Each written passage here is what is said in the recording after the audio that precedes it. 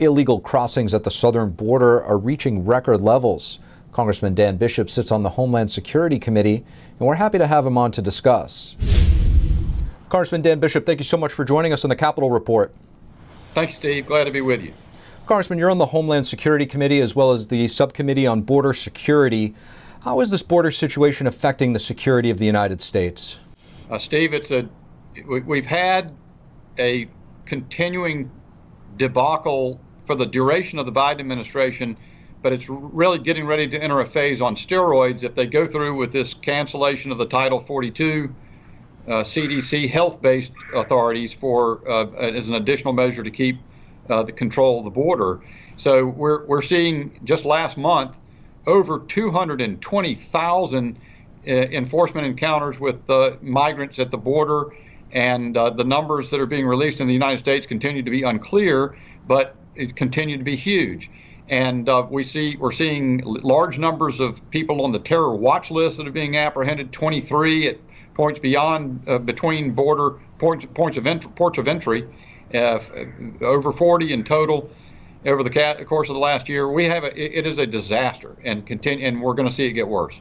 Congressman, I think sometimes there's a perception that the majority of the folks coming through are migrant workers, but as you touched upon, there's literally people on the FBI's terror watch list. So the people that are pouring through the southern border are coming from around the world.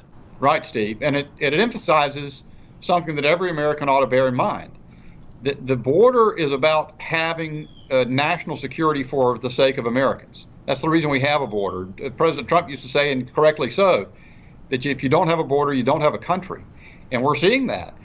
You know that when we have hundreds of thousands of migrants every month, and then on top of that number that are being encountered because a surge has been drawn to the border by the Biden administration policies, you have tens of thousands of gotaways, people who Border Patrol is so overwhelmed with processing people they can't encounter. How many terrorists have come into the United States from countries, not just countries south of the border, but as you said, around the world, from China or Russia or Islamic terrorists perhaps that seek to do us harm. That's the problem. And we're going to see at some point that our luck no longer holds out if this policy continues.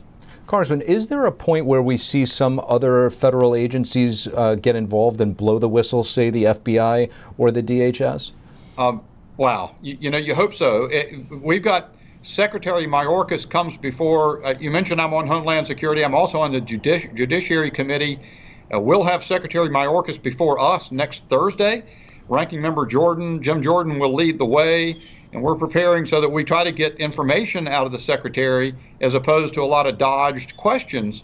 But yes, I mean, we've got to, it's hard to know where to turn to try to get this administration to meet up with its responsibilities under law, to execute faithfully the law, to preserve our border. But we'll keep working at it every direction we can take. Another issue I think a lot of people are trying to make ones and twos of is the recent rescinding of the CDC mask mandates on public forms of transportation. I'd like to get your response to the Biden administration's attempt to appeal the rescinding of this order. Well, Steve, it's just another indication how out of touch the Biden administration is, how hapless, how ham-handed. Even the president himself said in one video clip I saw after this brave Trump judge, a judge appointed, thank goodness for President Trump, appointed this great jurist who said the CDC doesn't have the power to impose a mask mandate on airlines and other modes of public transportation. And then President Biden says in a comment, well, Americans, I think appropriately so, are going to have to decide for themselves whether they want to wear a mask or not. Well, that's just common sense. And then the very next day, the Biden administration comes out and reverses course and says they're going to go have an emergency appeal to attempt to reimpose this mask mandate. And yet we've seen the video on commercial airliners across the country with tears and laughter and cheers of people so finally relieved that they can fly on an aircraft, on a commercial airliner, without having to be suffocated by a mask full time, when there's absolutely no reason for it and no benefit from it. Congressman Bishop, has the CDC given Congress any idea of what the metrics might look like that they're looking for in terms of thresholds they're trying to reach when they will say it's actually time to take off the masks? They are notoriously evasive about that, Steve. I mean, what I think we see is just ruled by bureaucrats. They want the power.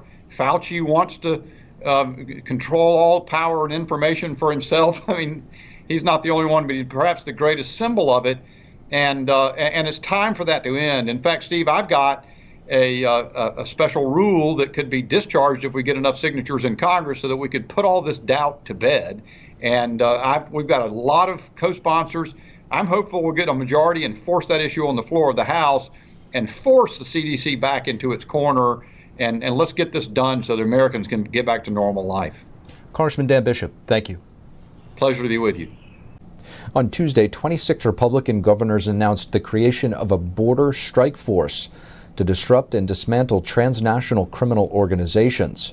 They signed a memorandum to alleviate the humanitarian crisis at the southern border, reduce drugs in their communities, and improve public safety.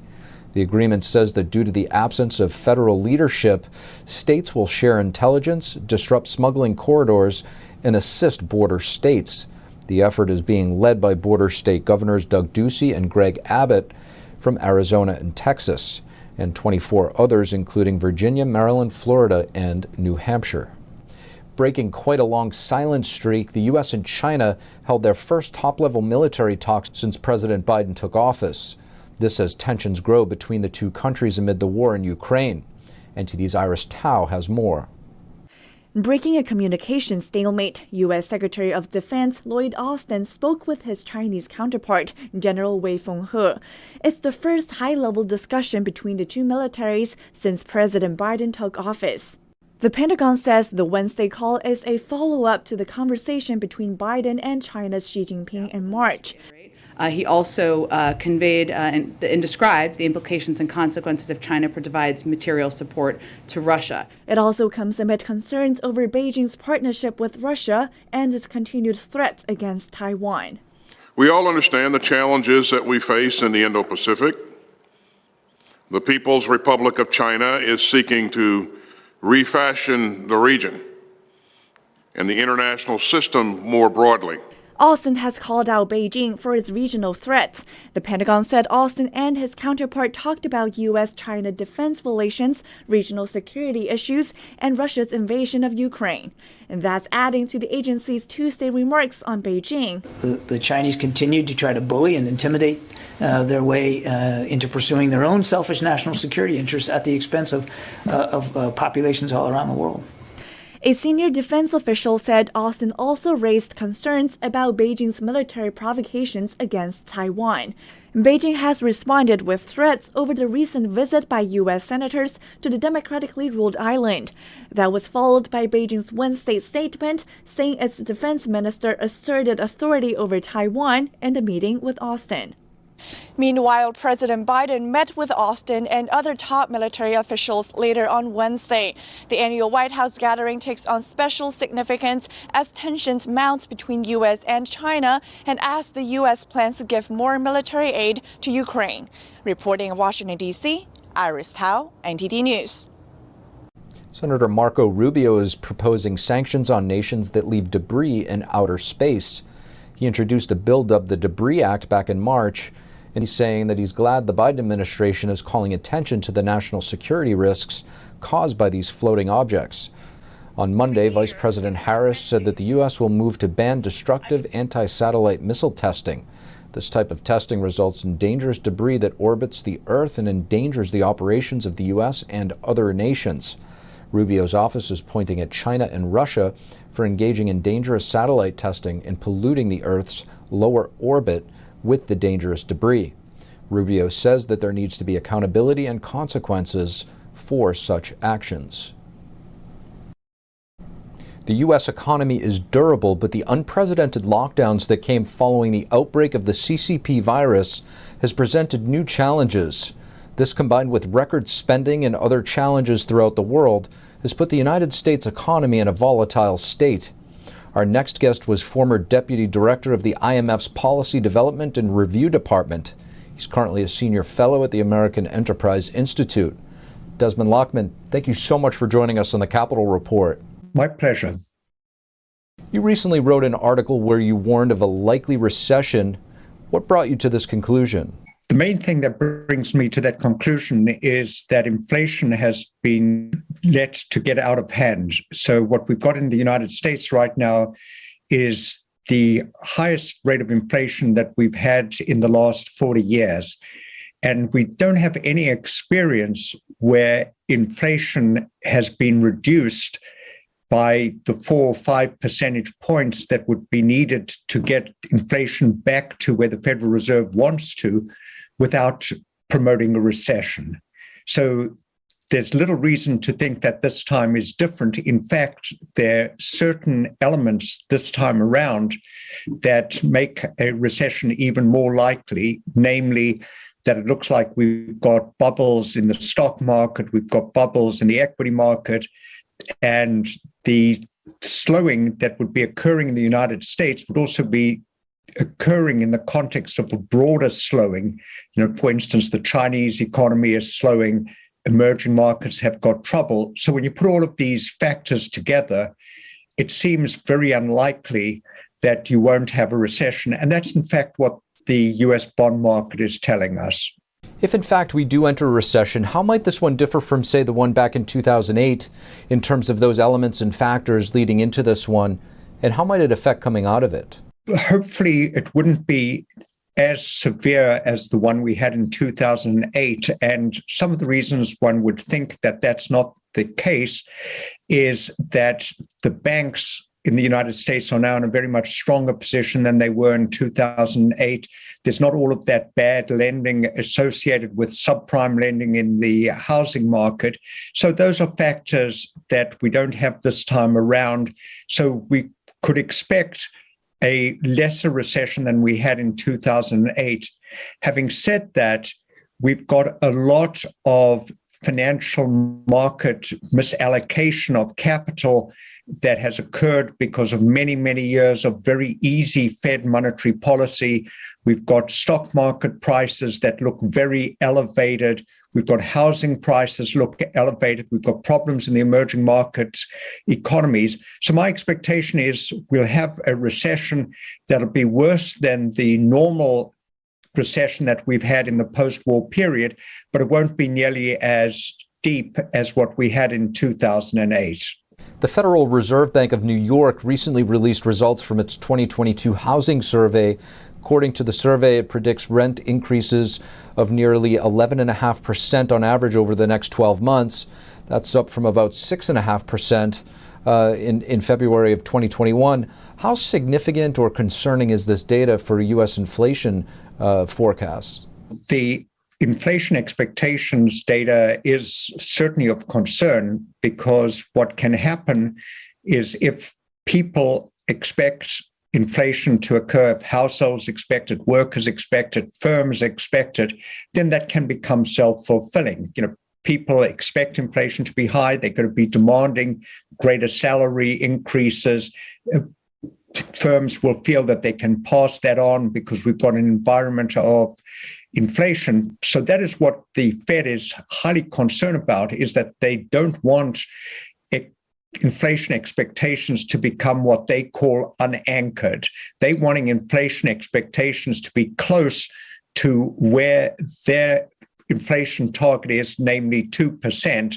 So when we do see in the bond market inflation expectations 5 years out being something like 3.5%, that is concern to the Fed, and that is the reason that the Fed is now inclined to slam on the monetary policy brakes to try to break the inflation before the inflation expectations become embedded, and then we get ourselves into the sort of wage price spirals that we had in the 1970s. So at what point is the denial stage, if you will, going to turn into reality where we're eventually forced to acknowledge that we are in fact in a recession? Well, that would still be a while off. We're not near a recession at the moment.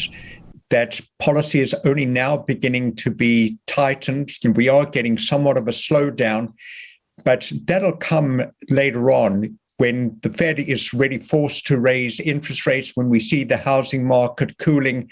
The evidence will be there that things are slowing down. By unfortunately for the Biden administration, that could very well occur just at the time of the midterm elections in November.